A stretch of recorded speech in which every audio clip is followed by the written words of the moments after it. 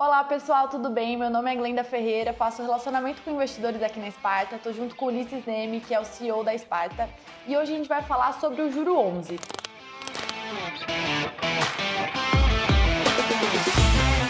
A gente tem falado bastante sobre os FII Infras, como que é a estrutura deles, como que esse tipo de produto funciona, mas hoje a gente vai falar de uma particularidade do Juro 11, que é uma estratégia que ele utiliza de hedge. Ulisses, primeiro, vamos entender desde o começo. O que é o IMAB5 que vocês tanto falam?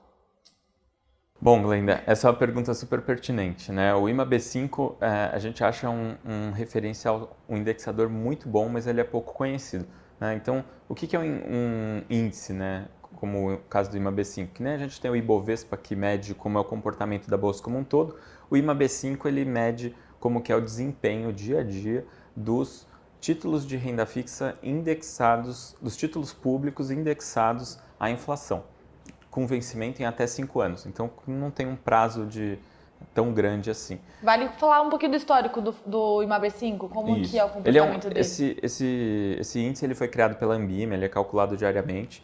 Né? Eu falei da composição dele, já que são os títulos públicos com até 5 anos indexados em inflação.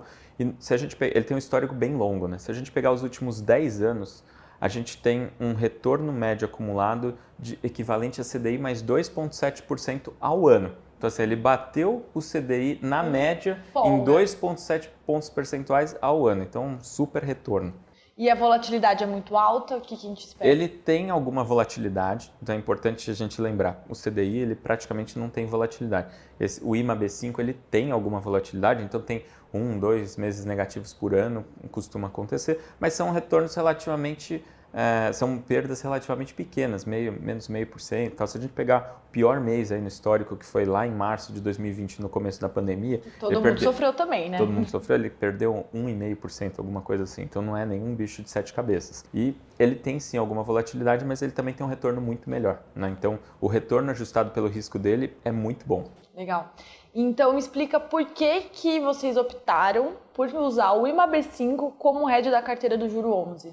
Isso, a gente usa ele de referencial, a gente usa o IMAB5 como referencial de risco para o Juro 11, porque ele tem um retorno, que eu já comentei, interessante, maior do que um CDI, por exemplo, e ao mesmo tempo ele não tem uma volatilidade tão grande. Se a gente comparar o que acontece com os títulos públicos atrelados à inflação, né, ao IPCA, que tem prazos maiores, eles chacoalham bastante. Se a gente pegar o título com vencimento em 2035, 2045, 2055, que tem lá no Tesouro Direto, às vezes eles chacoalham mais que a bolsa. Né? E quando a gente fala de renda fixa, normalmente o pessoal fala assim, eu não quero tanto risco assim, calma. Né? Então, por isso que a gente escolheu o IMAB5 como referência. Ele é muito eficiente na relação retorno sobre risco. E aí, o que a gente faz? A gente usa ele de referência justamente porque a gente tem um hedge. O que é o hedge? O hedge é uma proteção. Então, assim, basicamente é uma operação que a gente faz para reduzir o risco da carteira. Tá? Então, deixa eu dar um exemplo de como que isso funciona. Tá? Tem um instrumento que chama Futuro, que a gente pode usar, que ele faz o seguinte. Imagina que você tem lá no Tesouro Direto o Tesouro Selic. E você tem lá no Tesouro Direto também o Tesouro Inflação IPCA. E você quer transformar o retorno de um para o outro. Então, assim, os dois, supondo que têm o mesmo prazo, foram emitidos pelo Tesouro Nacional, então são todos iguais. Eu só quero transformar um no outro. Então, tem um instrumento que ele é exatamente a diferença de comportamento entre esses dois fundos. É o futuro. E é isso que a gente usa para fazer ou a troca de indexador, né? Então, a gente tem alguns fundos aqui na Sparta que a gente usa o instrumento futuro para fazer a troca de indexador, ou a gente usa para reduzir o prazo. Então, no caso, a gente pode pegar um título, sei lá, com prazo de 10 anos e trocar o risco dele pelo risco de um título de 2 anos. Perfeito. Agora acho que ficou muito claro para o investidor entender como que é feito esse instrumento aqui, né, no Juro 11. Uma dúvida, vocês sempre vão utilizar o fundo com estratégia de hedge ou ele pode ficar sem utilizar pontualmente? Ou usa 100% a carteira? Normalmente a gente está utilizando esse hedge, né? Então a gente faz isso para reduzir a volatilidade da cota, né? O quanto oscila a cota patrimonial. É para isso que a gente usa ele. Mas se a gente vê que tem às vezes um momento, sei lá, um estresse no mercado, uma oportunidade pontual em que vale a pena a gente reduzir um pouco esse hedge, porque tem a possibilidade de ter um ganho maior, a gente pode. Mas a gente não precisa ficar o tempo todo exposto a um risco muito alto, né? Então, assim, a gente é mais seletivo quando a gente está tomando esse risco. Normalmente a gente fica com risco menor, se tiver uma oportunidade a gente vai lá e aumenta o risco do fundo, então reduz um pouco esse hedge para a gente aproveitar essa oportunidade. Essa é a ideia.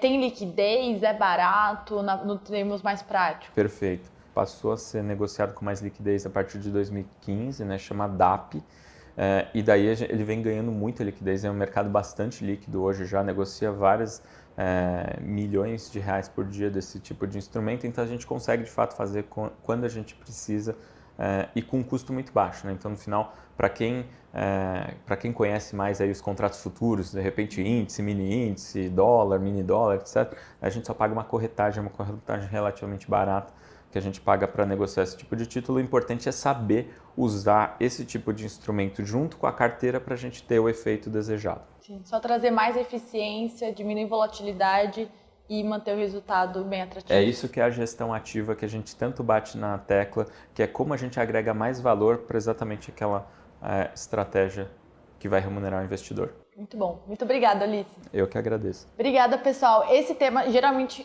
costuma sair muitas perguntas, então vou deixar mais uma vez aberto aqui para vocês me enviarem as dúvidas que a equipe da Sparta vai responder vocês. E a gente pretende voltar com mais vídeos sobre uma série sobre os FII Infras. Muito obrigada e até a próxima.